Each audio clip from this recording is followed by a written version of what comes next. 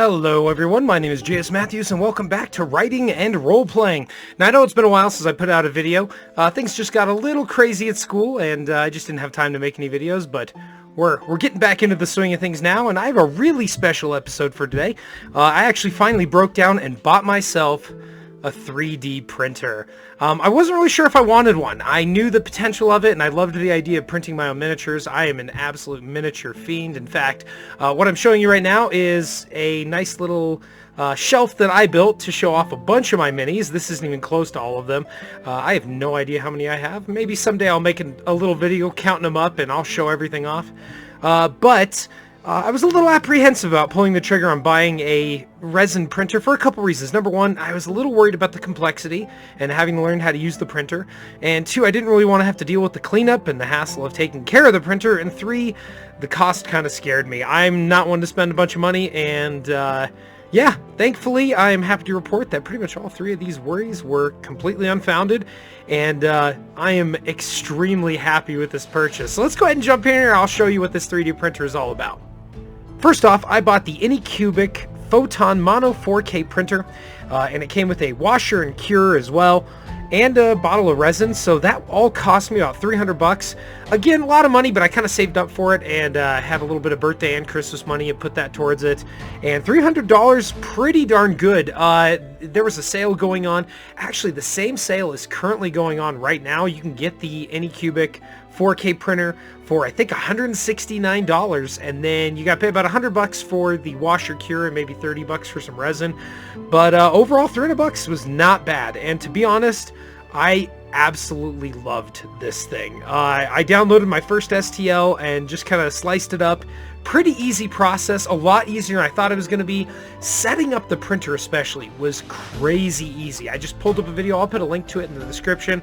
But it was a great video showing me how to set up the printer, and then grab my first STL, which was actually a kind of like a Deathcore Krieg knockoff. It was kind of a Deathcore Krieg officer, and I had an idea for these miniatures in my tabletop role-playing game. It's a zombie apocalypse sort of setting, and I really liked having this sort of militaristic faction that sees themselves as sort of like blood purity because of the infection and all this stuff, and so they always wear gas masks, and I kind of thought it'd be kind of cool to have this sort of evil faction that's kind of roaming around. And so I threw this into my printer and just press print, and that was it. It printed out great. My very first try, everything looked great. And overall, the print turned out amazing, and I couldn't be happier with it. Even using the washer and cure turned out to be a really simple process. So overall, first experience was fantastic.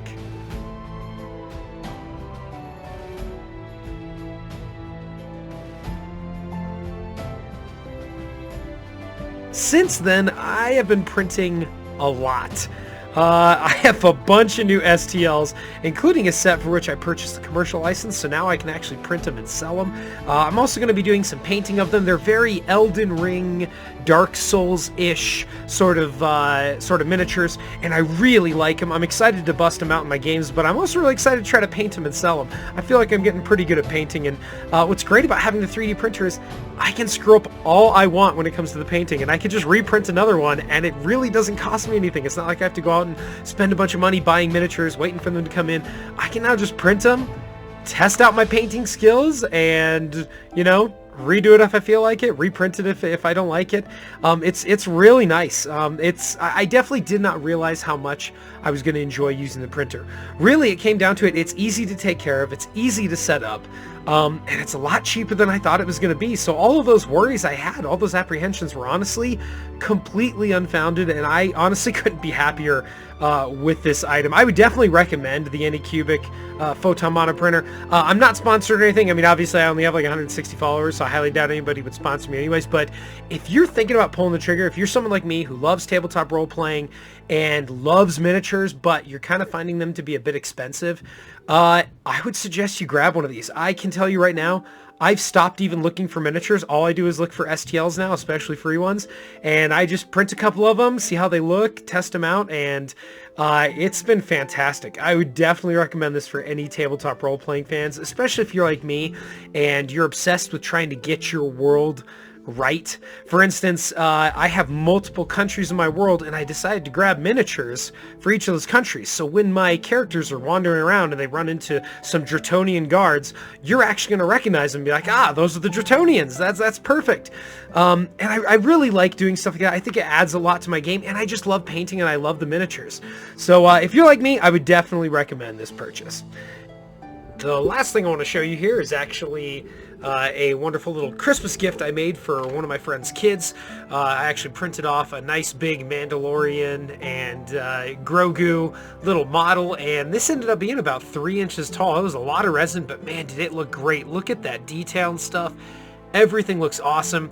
I actually ended up painting it up, so here's a couple good-looking pictures of my paint job here. Again, I feel like I'm getting pretty good. I'm finally getting the shading down and layering on the different colors and stuff, so I think it turned out really good, and thankfully he liked it too. So again, another great use of my 3D printer.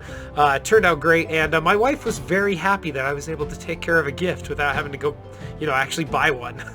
Anyways, that's it for this episode. I know it's a bit of a quicker one, but, just trying to get back into the swing of things here. I will definitely be working on getting out a video every 2 weeks from now on. That's the idea. Every 2 weeks, it'll be on a Wednesday. I'll be throwing up another writing and role-playing video. I actually have a video coming out about the new book I published. It's called The Whistler, and I'm going to be reading to you one of the stories that's in it. It's actually a set of short stories that are all kind of one story. I don't want to ruin it too much, but hopefully you guys will enjoy it, so I'll be sharing that soon. Anyways, if you did enjoy this, feel free to leave a like and maybe even subscribe. I got plenty of more Dungeony and writing goodness coming your way. And thanks again for checking my videos. If you ever want to support me or my channel, just check out the links in my description. I always put links to my books. Again, I am an aspiring author and I love sharing my writing, so feel free to check it out. Anyways, hope you all have a great day. I wish you all the best and good luck with all your writing and role-playing. I'll see you in the next episode.